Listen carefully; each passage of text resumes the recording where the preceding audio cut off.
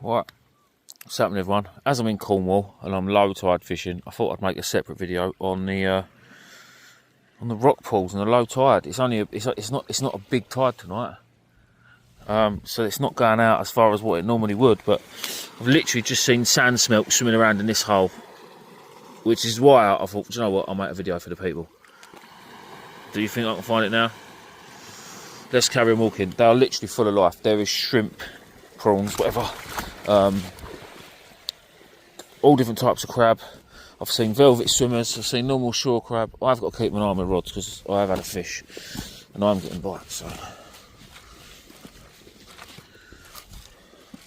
a lot of them are emptied out quite a bit now. Oh, look at the size of that for a velvet. Look at the size of him for a velvet. He is a monster. He. You should see how fast these guys swim. They are absolutely ridiculous. Keep an eye on the crab. Look at him go. Look. I'm not even going to go for it because they're vicious and all. They're properly vicious crabs, and I'm not having it. I'll pick up any crab. I'll pick up handfuls of crab. You guys have seen it when I've been out crabbing for peelers. There's another one there. Look, there's another one there. I have found a few shells, as if they're peeling. Smaller ones. Now velvets, if you can get hold of fresh velvets, still alive, but peelers, they are the best peelers, in my opinion. So I'd love to stick my hand in there, but it's cold. No, do you know what? It is cold, but I am being a pussy, because I know down here there's a chance of lobsters and obviously big edible crab, and I ain't about that. It does help having a nice bright head torch. So a big shout out to Phoenix. I love my head torch. It is probably my most favourite piece of fishing equipment, freshwater and sea. So I don't know if you'll see it. Top of that stone, you see that little prawn, shrimp, whatever you want to call it. Prawn, shrimp, I don't know. What's the cut-off date for a prawn to be a shrimp? The colours of this, well, I suppose seaweed, coral if you like. It's got to be seaweed of some sort. It looks like conifer trees underwater. The colours of them are amazing, look at that. Absolutely amazing colours. I'm going to start going back towards my rods. Seeing little fish. They're just too quick. As soon as they see the light, they normally do one.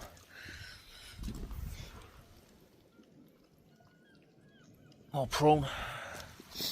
Shrimps. Oh, this is quite a big pool, this one. Can't go too far from your rod. Oh, I've just put on a whole...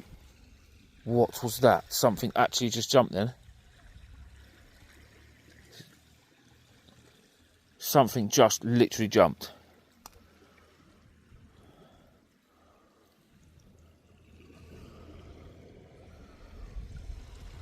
I wonder if the camera picked it up. I bet it bloody didn't. Something literally just left the water.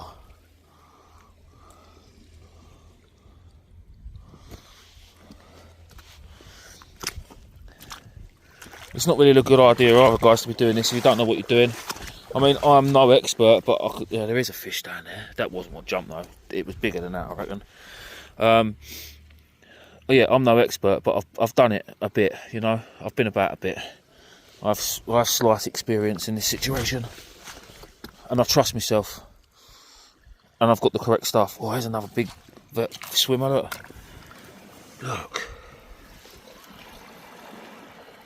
Oh, I can't put my phone underwater. I wonder if it let me grab it. Nope, it's doing one. Nope, it's gone.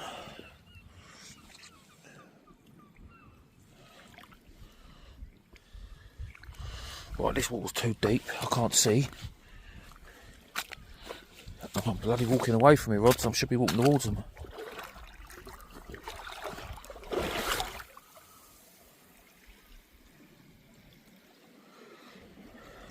It's deep, no? These pools. They're over my knees. See why the fish love it here. There's so much food for them. So much food. Ooh.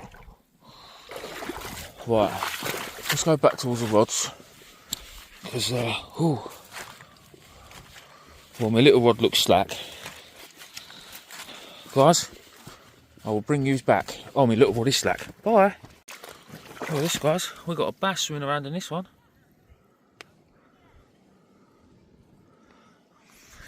Yeah, no, it was me. I caught that fish and I put it in here. Let him recover a bit. He was gut hooked. He was gut hooked.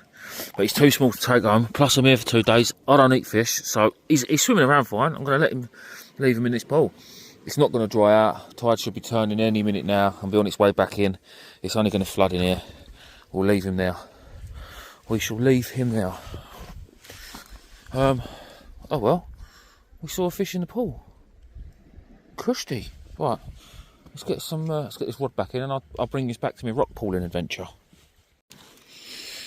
Right, back on Operation Rock Pool. So we can see in the dead of night. Actually, I want to go further out, not closer in, because we've done the close in ones. We have done the close in ones. How's my little bass mate getting on? Quickly before we go. Oh yeah, he's spot on. Happy days. Oh. Right, can we see anything in these deeper pools in front of us? Let's go in front of the rod so I'm not too far away. A lot of seaweed on these rocks in front of me, so it's bloody slippery. There's a deep hole there. Deep hole.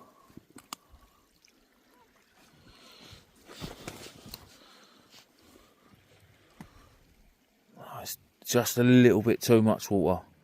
Can't quite see.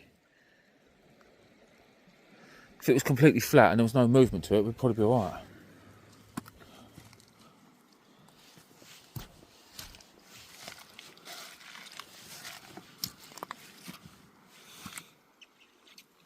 I don't want to venture that far. I don't want to go that way because there's no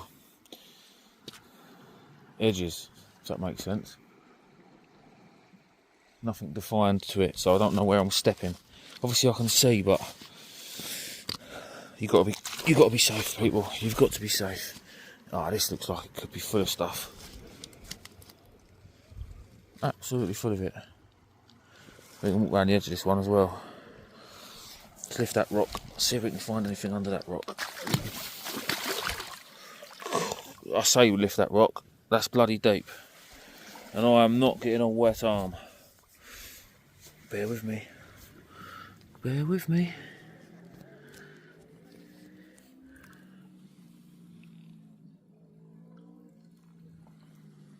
It might have kicked up too much. Oh, there was a little blenny, I don't know if you see it swim off in the corner. There's a little blenny or a goby of some sort. There's something living in here, because that's all nice fresh dirt that's been kicked out. See it here where it's all black? That is fresh dirt that has been kicked out of a hole for a crab somewhere. I'm not going too far into it. Oh, but that's where he'll be. Yep, you can stay there, mate. If I had a glove on, I'd have a go. But tonight, I am being a pussy. And I'm not afraid to say it. Oh, it's deep in here, mate.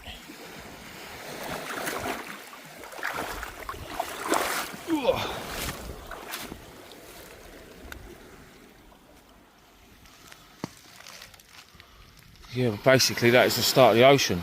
Them lads are still over. See them lights in the water? Yeah, you can. You can see the lights on the top of the hill and you can see lights shining in the water.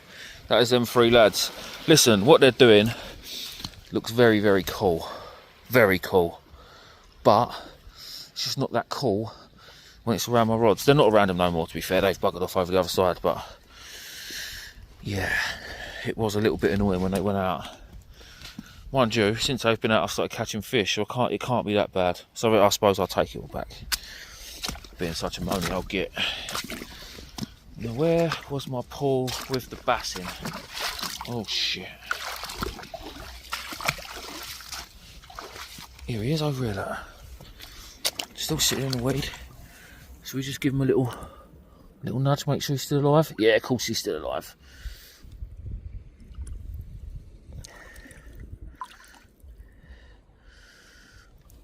Where you gone, mate? Ah, he's in there somewhere. Do you know what? He's had enough. He will come out when the tide comes up. Most definitely. Right, if I find anything else cool, guys, I'll bring you back. So I think I've literally found the hole of all holes. Firstly, there's this little dude. Little edible crab. Brown crab. We call them pungas in Kent when they're peelers. So I'm going to put him in here because it's nice and deep and he can go and hide because I don't need him anymore, I've shown you. I have got a velvet down here that is very, very attached to my bit of peeler crab. And they're savages when they go for it. Like predatory or what. And there's also, you can probably all see that big brown crab shell there. Well, just in the hole behind it. And this is the reason I will not put my hands in any holes. Not because of what's under this little hole, but because of what the shell is. See my crab? My crab bait being disappeared. There it goes. See you later. I can't quite get him out of the hole. But there is another edible crab behind that keeps taking this. But I've just had a velvet with no legs and no claws going absolutely mental for this. I was dropping it in the hole and it was coming for it. Oh, honestly, it was so cool. I've never seen them really go for it. Obviously, you do crab them when you're kids, but not like with a single bait and that. Right, I'm going to wrap a squid around that crab and get that back out. Right, guys, the tide's starting to push in now, so that means this is time to pretty much pack up and do one. If you want to see how the rest of this trip went, fishing trip, then have a look at my channel. I might have already put it up. I don't know what I'm going to put up first, whether it be this, mucking about in the rock pools, or the actual fishing video. It'll probably be the fishing video. So if you want to see how I got on, and you're new around here, then go back on the channel and find the Cornwall sea fishing trip. I don't know what I'm going to call it yet. I don't know what the title's going to be. I haven't got that far. Yeah, if you are new, please do subscribe. It doesn't cost a thing, and it really, really helps me out. And I'm so close to 20,000, it is unbelievable. And I really, really want to get to 20,000. So that would be amazing if you could. Yeah, guys, I think that's it. It's time to go. I can't keep heading out to sea. I need to get back. Oh, I will see you guys on the next one. Thank you. So, guys, this is the real end of the video. The tuna video now has been up for 3 days, and I'm getting a hell of a lot of positive feedback, but I'm also getting some negative feedback. Now, listen, I am well open to negative feedback, 100%, and I can take the shitty comments if you like. But there's quite a few comments of people saying, oh, they don't know what they're doing, they've had too much to drink. Oh, I can assure you, boys, I don't really drink at all. I think I had 1 beer this year at my sister's wedding. The other 2 lads, I think Dave had a bottle of beer towards the end of the day. A bottle of beer. Tom, I don't think had a drink at all. So nobody was drinking on the boat, not really, not enough to warrant anything either. A lot of people said about when Dave lost his fish on the lure when it went snap. You see at the beginning of the video that the skipper was driving too fast. The reason Tom powered out of that shoal was because we had already been cut off by another fish. When we hook the fish just carries on swimming with the shoal. And if another tuna goes through that with their big fins, it just cuts straight through the line, literally like butter. So the plan was to get away from that shoal. Not only that, you don't want to be driving over the shoal of tuna. I mean, listen, sometimes you can't help it. They just appear. They do. They just appear around you. But you don't want to drive over the shoal of tuna with your prop carving them up. The whole point is fish safety. The last thing we want to do is leave gear in a fish's mouth as well. So obviously, again, sometimes it can't be helped. In all manner of fishing, whether you're carp fishing like I am now, I'm chilling, this is my days off. Or whether you're out tuna fishing on a boat, or cod fishing, or bass fishing, whatever, sometimes it just happens. There was one comment from a fella in Ireland saying he was a proper charter boat because he had a big boat and he had 500 horsepower. Well, you, sir, are a bellend. Just because you've got 500 horsepower and a 40-foot boat doesn't make the blind bit of difference. I've got 2 very good friends that go out on a 16-foot boat and catch tuna. They absolutely have it off. They go out catch tuna, they've had freshers, they've had poor beagles, massive great big fish. Doesn't matter on the size of the boat. Tom's been doing this now a couple of years. He knows exactly what he's doing. He's had lots and lots of success. He's had lots of good days. It just so happens that the day we went out, 2 days before, we had Storm Loris or whatever they called it. The day before, that was 2 days before. The day before we went out, the lads on all of the tuna boats that go out of Falmouth, I think there's 6 or 8. None of them see a tuna at all day. And we had to go 25 miles offshore that day to get them tuna, to find them tuna. So Tom put his work in, and he will always do that for his customers. Literally the next day, not the next day after my trip, the day after, because the next day was a bit rough weather. The day after that, he went out, hooked 8, landed 6. So he knows what he's doing. Again, if anyone's looking to go out with Tom on a tuna trip, the link to his website is in that video, in my tuna video. Also, you can find him at First Priority on Facebook and Instagram, and that is the name of the charter boat, First Priority. He supplies all the gear. If you've got your own, drop him a message, see if he thinks it's going to be man enough, because a lot of people think they've got the gear and they haven't, and that's no offence, but just some people just don't know. And yeah, that's it. So it's not criticised, guys. It's just I don't know, maybe there were some things I didn't quite get to explain in the video that maybe I should have done. Yeah, thanks for watching. I'll see you on the next one. You won't be seeing any of this though, because this is my time. In a bit.